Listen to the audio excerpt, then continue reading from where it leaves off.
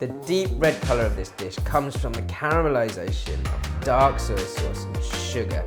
This simple yet succulent chicken dish is red braised chicken.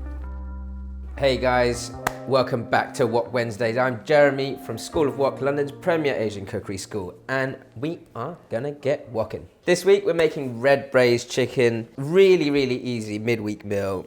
And it is so delicious, just with some steamed rice on the side, some veg, something very simple. Ginger, just slices will do. So you want to get them nice and brown, get all the flavour out of the ginger. Spring onion, rough chunks, it's fine for this.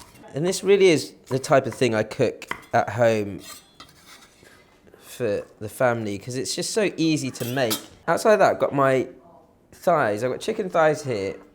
You can do this with skinless, bone on, or as I've got here, boneless chicken thighs too.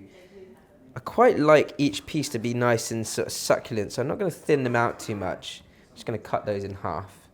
This dish and soy sauce chicken, basically is a soy sauce chicken. It's one of the first things I learnt to cook from my mum.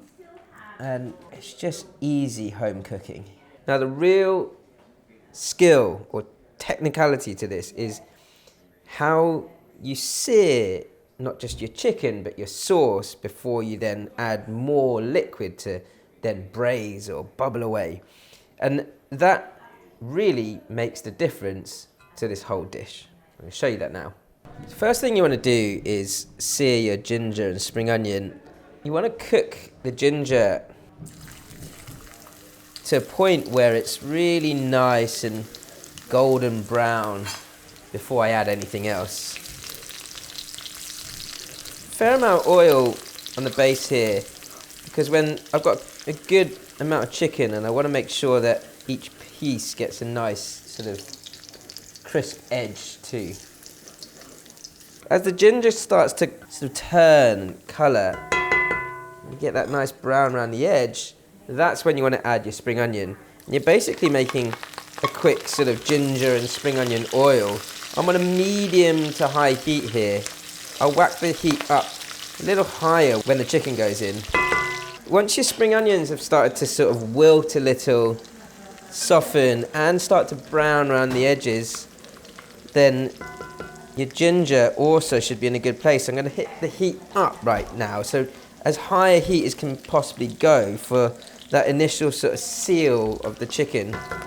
High heat, smoking hot wok.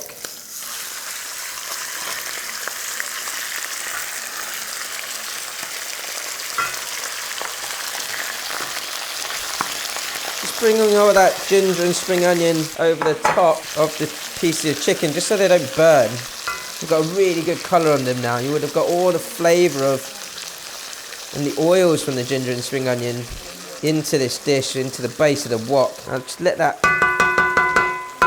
sizzle away for a good sort of 2 to 3 minutes before I then turn them, because they're quite thick pieces of chicken. Essentially what you want to do, because you've got quite thick pieces of chicken thigh here, is brown each piece on both sides. So it may take a little bit longer than the 2 to 3 minutes, but so long as each piece is nicely brown, only then do we start to add the sauces. Right, when we say red braised in Chinese cooking, a lot of that sort of deep red colour comes from essentially two ingredients: dark soy sauce and some sort of sugar. You can use rock sugar. I've got palm sugar here. Any sort of brown sugar works really well. You need about 5 to 6 tablespoons of dark soy. I'm maintaining a really high heat here before I pour this into the wok, because I want the dark soy to bubble up and start to caramelise as quickly as possible. Dark soy, 5 to 6 tablespoons. Sugar, so I've got palm sugar here, about 2 tablespoons. And just melt that in on that high heat. Whilst that's going along, to sort of mellow it out a little, I've got about 3 to 4 tablespoons of Shaoxing rice wine. Still on a high heat. And then about 1.5 to 2 tablespoons of light soy. And that'll just give a sort of an extra depth of saltiness to the sauce. Give that a good sort of scrape off the bottom of the pan or the wok to get any of that caramelized flavor off the bottom. You can smell the Shaoxing rice wine straight away when it hits that hot wok. And you can see that immediate color just coating all of that chicken. I'm going to allow it to sort of bubble quite vigorously for about 3 to 4 minutes before I add the chicken stock. So the reason for this sort of initial reduction of the sauce before I add more liquid is for the color to really wrap around each piece of chicken, but also the flavor to sort of get into the piece of chicken too. And the consistency of the sauce is important at this point. You want to bubble it to a point where you've got this nice sort of almost maple syrup sort of consistency before you then add either chicken stock or water to cover. And this stock will thin it all out again, but because of that initial sort of wraparound of sticky sauce around the chicken, the flavor will really stick to the chicken. I'm going to bubble it up.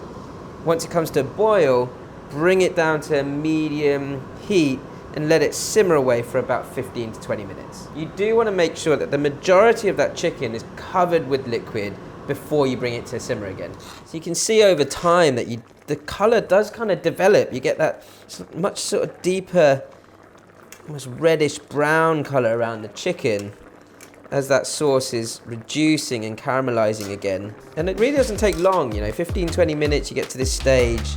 The sauce has got a nice consistency. I let it carry on bubbling away whilst I'm serving it up. And the sauce, it's got this lovely syrupy texture again.